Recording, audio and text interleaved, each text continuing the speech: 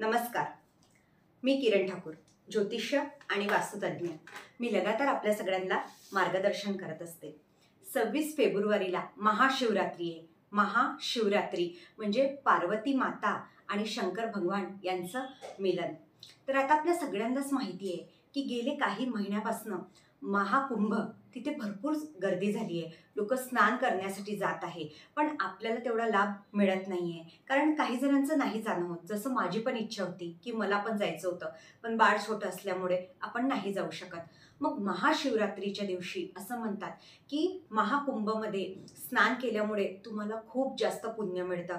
साक्षात त्या दिवशी अमृतचा वर्षाव होतो असं म्हटलं जातं. आणि समुद्र मंथनावरनं जेव्हा अमृत ची थेंब पडली होती, तर ही काही ठिकाणी पडली होती. तर त्याच्यामधला एक महाकुंभ आहे, उज्जैन आहे. मग आपल्याला याचा लाभ पाहिजे. मग आपण लाभ कसा घ्यायचा? तर मी घरच्या घरी एक उपाय आपल्या सगळ्यांना सांगणार आहे की आपण घरीच करू शकतो, नाही जाऊ शकत. बघा, तुमच्या आजूबाजूला या कोणी तुमचे नातेवाईक असतील, कोणी ना कोणी तर महाकुंभला गेलं असेल ना. जर तीर्थ आणलं असेल तर 26 तारखेला महाशिवरात्रीच्या दिवशी सकाळी लवकर उठायचं, ब्रह्ममुहूर्तावर. ठीक आहे, 7च्या आधी.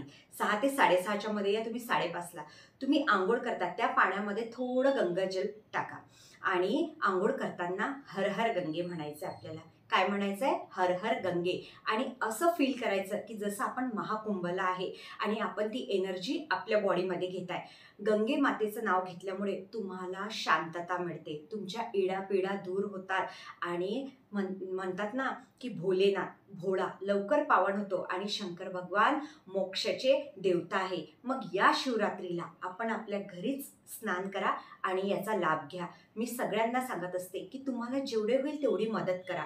तुमच्याकडे महाकुंभचं तीर्थ असेल तर तुम्हीही आजूबाजूच्यांना द्या, म्हणजे त्याचा लाभ तुम्हालाही मिळेल आणि समोरच्याला पण मिळेल. धन्यवाद.